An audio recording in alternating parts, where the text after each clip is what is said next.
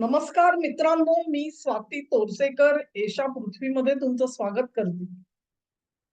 अकाली मृत्यू आणि तो देखील अपघातामधला हे जे भविष्य आहे, भवितव्य आहे ते अजितदादांच्या बाबतीत खरं होईल असं कधी वाटलं नव्हतं. अत्यंत उमद, खेळकर आणि उत्साहाचा झरा, चैतन्य सळसळणारं असं व्यक्तिमत्व घेऊन अजितदादा महाराष्ट्राच्या राजकारणामध्ये वावरत होते. तेच वावरत असताना 2023 सालापर्यंत त्यांनी अ, आपले चुलते माननीय शरद पवार महाराष्ट्रातले एक ज्येष्ठ राजकारणी नेते ह्यांच्या सोबत काढली, किंबहुना त्यांच्या सावलीने ते राहिले असं म्हणता येईल.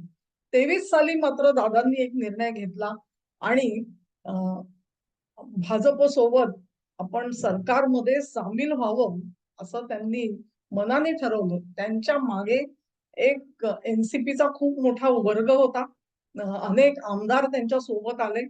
पुढे कोर्टामध्ये जी केस झाली त्याच्यामध्ये सुद्धा खरी एनसीपी ही दादांबरोबर आहे असाच निर्वाळा सुद्धा मिळालेला होता. तेव्हा संपूर्ण राष्ट्रवादी काँग्रेसचा तुम्ही विचार कराल तर एक कुशल संघटक होते. सकाळी 6 वाजल्यापासून काम करणारा नेता आजच्या पिढीमध्ये मिळायला थोडा कठीण जाईल. पण दादांचा मात्र त्यावर विश्वास होता, प्रशासनावर पकड होती. हे सगळे गुण जे आहेत ते आपण बघितलेले आहेत. 23 साली ते जेव्हा बाहेर पडले, तेव्हा त्यांनी केलेलं एक जे भाषण आहे, ते माझ्या अगदी चांगलं स्मरणामध्ये आहे. त्यांनी कुठेही आपले ज्येष्ठ सर्वार्थाने वयाने मोठे, कुटुंबामधले मोठे म्हणून, राजकारणामधले मोठे म्हणून, ज्यांचा हात धरून दादा राजकारणामध्ये आले, त्यांच्या मार्गदर्शनाखाली वावरले, मोठे झाले, जोपासले गेले. त्या शरद पवारांचा त्यांनी कधी अनादर केल्याचं मात्र मी ऐकलं नव्हतं त्यांनी. त्या दिवशी त्यांनी जेव्हा भाषण केलं, तेव्हा त्यांनी हीच गोष्ट सांगितली, "माझं वय आज 64-65 झालेलं आहे." आणि आता मी आणखी 10 वर्ष तरी राजकारणामध्ये काम करू शकतो. 10 वर्षानंतर मी काय करू शकेन मला खात्री नाही.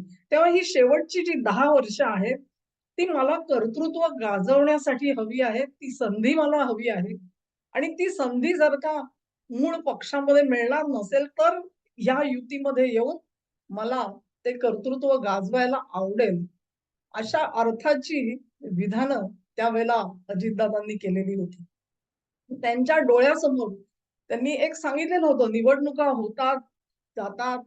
त्यावेळी राजकारण खेळलं जातं, परंतु उर्वरित जो काळ असतो त्याच्यामध्ये आपल्याला समाजकारण करायचं असतं आणि समाजासाठी काहीतरी गोष्टी करायच्या असतात. तेव्हा दादांच्या मनामध्ये महाराष्ट्र राज्यासाठी काही विशिष्ट कल्पना जरूर होत्या आणि त्या राबवण्यासाठी ते उत्सुक होते. अ, नियतीने त्यांना ती 10 वर्ष दिली नाहीत, असं आज खेदाने म्हणावं लागतं. 23 सालचं ते भाषण आहे. आज 26 साल नुकतंच उजाडतं आहे, म्हणजे साधारण 2.5 वर्ष होऊन गेली त्या भाषणाला असं आपण म्हणू शकतो. नियतीने त्यांची ती इच्छा पुरी होऊ दिली नाही. ह्या 2.5 वर्षामध्ये त्यांनी एनडीए सोबत मनापासून काम केलेलं आपल्याला दिसतं. आणि एकंदरीतच त्यांची जी प्रतिमा झालेली होती जनमानसामध्ये ती पुसण्याचाही प्रयत्न केला. प्रत्येक वेळेला एनसीपी मधल्या ज्या काही अ, भल्या-बुऱ्या गोष्टी असतील, त्याचं बिल फक्त दादांच्या नावाने फाडलं जात होतं. परंतु तो सगळा काळ जो आहे तो त्यांनी पुसून टाकण्याचा प्रयत्न केला.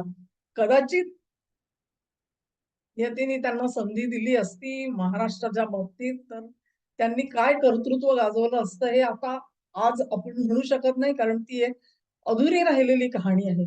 पण ही गोष्ट मात्र खरी, की त्यांच्या मनामध्ये काहीतरी करून दाखवण्याचं होतं. गलित गात्र होऊन पडलेले नेते नव्हते, निराश झालेले नव्हते, हताश झालेले नव्हते. अजूनही मी काही करू शकतो. ही जी उमेद असते, ही उमेद माणसाला पुढे नेत असते. तेव्हा अशा नेत्यावरती हे असं अकाली निधन यावं ही खरोखर दुर्दैवाची गोष्ट आहे. दादांची ती इच्छा परमेश्वरांनी पूर्ण करू द्यायला हवी होती. त्यांना ती 10 वर्ष जी हवी होती, ती 10 वर्ष त्यांना हातामध्ये मिळाली असती, तर निश्चितच एक वेगळा इतिहास आपण बघितला असता आणि त्यांच्यासाठी आज जी श्रद्धांजली द्यावी लागते आहे, ती सुद्धा एका वेगळ्या संदर्भाने आपल्याला देता आली असती. हा व्हिडिओ तुम्हाला आवडला असेल अशी आशा करते. तुम्हाला आवडला असेल तर लाईक करा, लिंक शेअर करा, चॅनेलला सबस्क्राईब करा आणि सहकार्य तुमचं असंच माझ्यासोबत राहू द्या. नमस्कार.